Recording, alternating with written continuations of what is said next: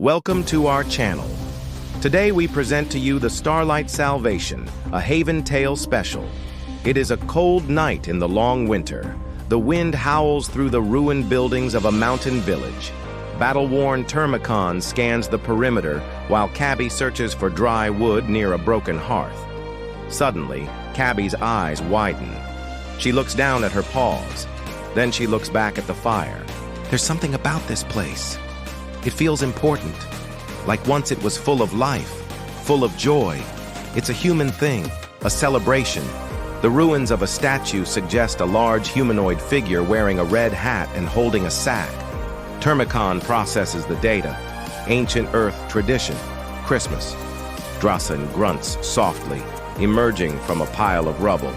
Peaceful, almost creepy. The three walk deeper into the village, the wind growing louder, swirling around them.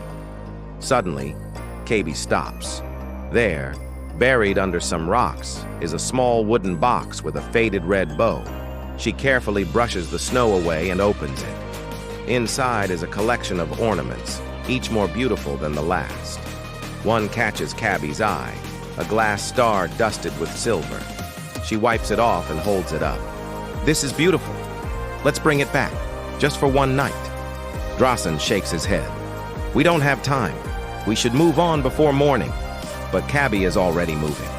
She runs up a snowy hill, Termicon following close behind.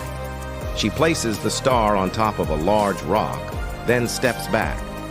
Okay, now what? Termicon takes out his wrist computer. I can project light onto the tree, create a shimmering effect.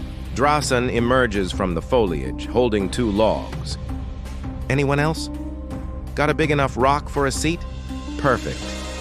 And so they start to build. Termicon's light show twinkles above them as they work. Caby hands out the remaining ornaments, each one a surprise. And when they're all gathered together, she distributes the trinkets, making sure each one has something. There's no one else around. Who are we giving these to? We don't know who or what, Caby replies. But maybe if we leave them here, someone who needs them will find them. As the last rays of daylight fade, the team finishes their work. They step back to admire their handiwork. Well, that was fun. Now let's go before anyone else shows up. But Drasen doesn't move. He stares off into the distance. What's wrong? Nothing. I just thought I saw something. Probably nothing. Let's go. They turn to leave, but not before glancing back at the hill. From atop the highest point, a pair of glowing yellow eyes watches them go. When they're out of sight, the creature drops down, landing silently in the snow. It walks over to the tree, nudging the shimmering star until it falls to the ground. The beast lets out a soft whimper, then curls up next to the tree, falling asleep with the ornaments scattered around him. Back at the fire, the team huddles together. Termicon looks down at his paws. In your tradition, I would say, Merry Christmas. Merry Christmas, they reply softly. Then, just as suddenly as it began, the wind drops. The fire pops, sending sparks flying into the night sky. The creature shivers, pulling the remains of the star close. He closes his eyes, dreaming of a warm fire and a full belly. As the first rays of sunlight touch the snow, a family of field mice peeks out from their burrow. Seeing the abandoned presents, they begin to scamper around, each taking a trinket to add to their nest.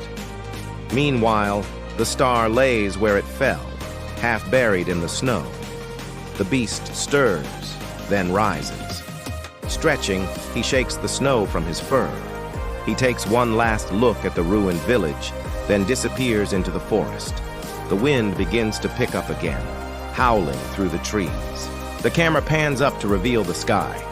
Strewn with stars, it is a clear night, and from deep within the forest comes the sound of sleigh bells. The end.